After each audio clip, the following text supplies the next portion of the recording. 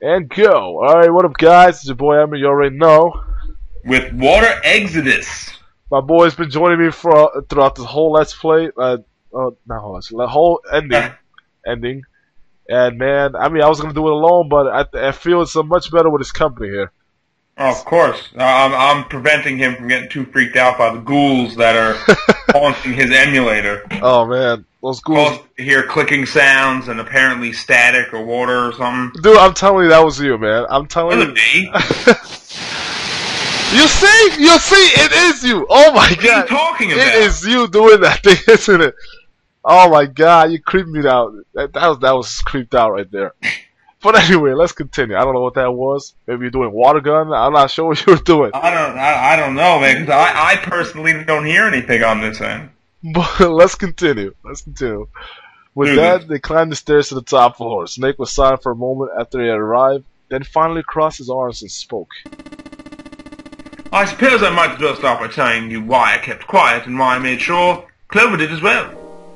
To be honest, the explanation is quite simple. Zero told me not to. I had little choice. Oh. He didn't walk up and tell me, of course. He gave me a message engraved on a card. Aha. Snake reached into his sleeve and pulled out a small, stiff piece of paper. Aha. It looked a good deal like the one he's showing everyone in the central staircase. So you had two cards? No, only one. Huh? What do you mean? I thought that card has just rules of notary games on it. Yes, it did. And those were the rules I read you. However, they were not the only thing on the card. There was something I didn't read. Well, perhaps I should say there was something I couldn't read. And that was? Tell no one of the events that took place 9 years ago. Tell and I activate your sister's detonator.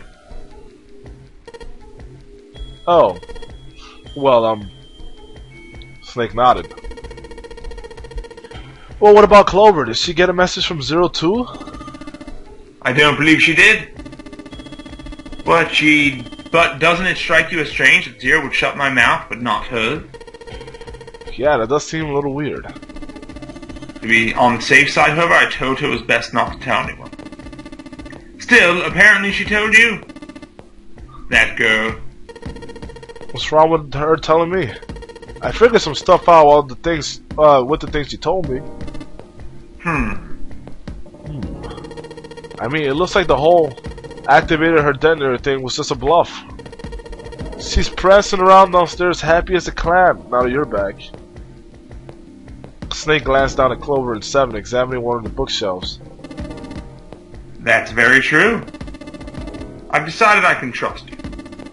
I've decided to tell you the truth. Awesome. The chance that Santa is Zero is very high. I feel I can assume Santa doesn't have the time to observe us at the moment.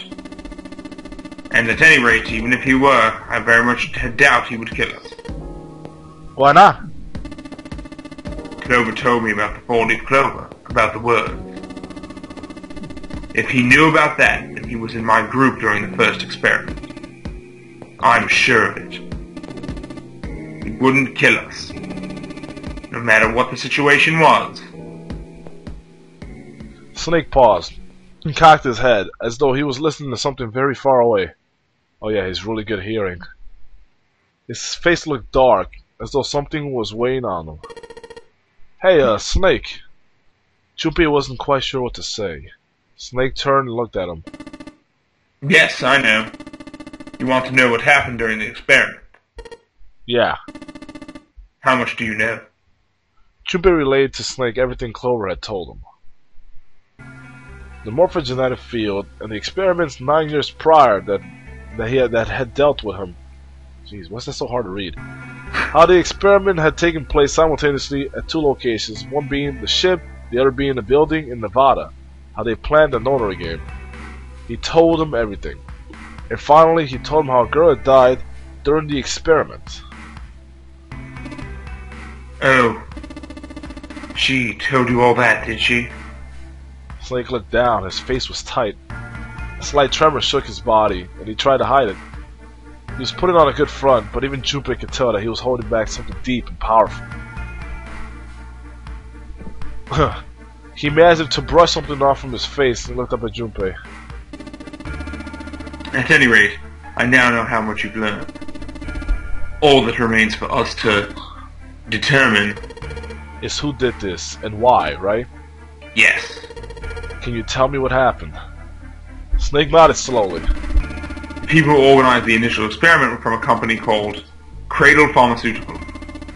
There were 4 of them running the show. Gentaro Hongo, Nagisa Nijisaki, Teriyaki Kubota, Teriyaki chicken, bro. Teriyaki Kebab, Excellent. Chika Musa Shido. Oh my god. Hago was the CEO of Cradle Pharmaceuticals. Nijisaki was his right-hand man and did the lion's share of the planning. Kubota led the company's research and development division. And Musha Sido was the majority stockholder. It was these 4 people who planned the initial experiment. Let me simplify it for you. Hongo designed it, Nijisaki put it all together, Kubota developed the technology required, and Musashi provided the cash. So is Hongo, Nijisaki, Kubota, and Musashido. Damn. Junpei couldn't shake the sense that he had heard all those 4 names somewhere before. Of course, more than 4 people were required to conduct an experiment of this scale. To that end, they organized a top-secret team to assist them with their research. All in all, they gathered 10 people or so. Those 10 completed their team, and they were able to begin the project. They named it the Nonary Project. The purpose of the experiment was to research the project of controlling a human mind through sheer will. The vessel, I suppose you could say, for this control was the morphogenetic field. Why did the glycerin suddenly begin to crystallize? Why did the crystal structure of the EDT undergo a sudden change? Why did the rats improve their puzzle-solving skills with each generation? Experiments with humans produced the same results. The more people who knew the answer to a question, the more people there were who could answer correctly without having seen the problem before. Why? How? The answer is that the shape of the answer has been stored in a field invisible to the naked eye. And through that field, the resonant event transmits information related to that answer. That's essentially the idea behind morphogenetic fields. But that's just a theory. Can't bring yourself to believe it? Not really. Let's say someone killed another person because the devil told them to do it. Whether the devil exists or not has no relevance to the murder. They believe the devil exists. Whether or not he does is immaterial. So what matters here is that Hongo believed in the morphogenetic field. Snake nodded. But I still don't get it. You said they wanted to figure out how to control people, right? That's what you were saying. Yes. So how are they going to do that with a morphogenetic field? I'll keep it simple. Let's suppose 10,000 people have solved a certain problem. The chance of you knowing the answer, even if no one has told you, will go up. Let's have another example, shall we? Say 1 million people were to do a handstand right now. Tomorrow, the chance of you doing a handstand would be higher, even if you had heard nothing of the hypothetical. Mass handstanding. Mankind's thought process and actions are all part of a resonant event. All of the resonant events encoded in the field are projected onto you. Of course, this assumes you believe in this theory. Do you follow so far? Yeah. But let's say, hypothetically, that there was a person who had the same effect as those millions of people. What would happen? If that one person were to do a handstand, other people would find themselves wanting to do handstands as well. A human person with powers like that would be able to do? Come on, there's no way. I'm not done. Imagine another scenario. Imagine another person. This is an ordinary person. Let's say he does a handstand. What if there was somehow you could grab the resonant event he created by doing that and use it to make other people do handstands? What would happen then? A person who has the power to write, feel, and someone who can read from the same. You could think of them as the writer and the reader, or the transmitter and the receiver. What would the world be like if there were people with abilities like that? Junpei thought about it for a moment. So the transmitter's resonant event can be transmitted through the field and sent to the receiver. And then the transmitter can control the receiver however they wish. That's what you're saying, right? Yes, close enough at least. Come on, that's just crazy. Well, if you want to prove that, then you'll have to test it first. At least that's how they thought. Yes. That was why they decided to do their experiment. That was how the nonary project began. Snake suddenly looked very serious. Junpei, have you ever heard of the Gansfeld experiment? Huh. Junpei nodded. Yeah, that was an experiment in telepathy, right? They put a pair of subjects in separate rooms. Then they show one of them a picture and ask the other one what they saw. Interesting, I'm impressed. Yes, that is exactly correct. So, why'd you bring up the Gansfeld experiment? It was used to screen subjects for the nonary project. The hospital in a remote town was affiliated with Cradle Pharmaceutical. Huh. Hongo used it to conduct experiments on visiting children in secret. Some of them, he found, had potential. He began to gather children that showed promise, children that seemed as though they might be able to access the field. Of course, none of them volunteered. They were kidnapped. Shit. His face barely moved as he spoke. There were not...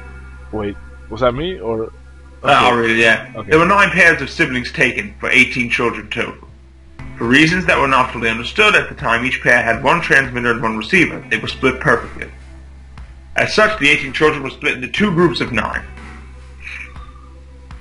Huh. Children who were put in group, was that say Q? Yeah. Group Q were the ones who excelled at transmitting. They were transferred to the mock experiment building known as Building Q in Nevada Desert. Children who excelled at receiving were put in Group A.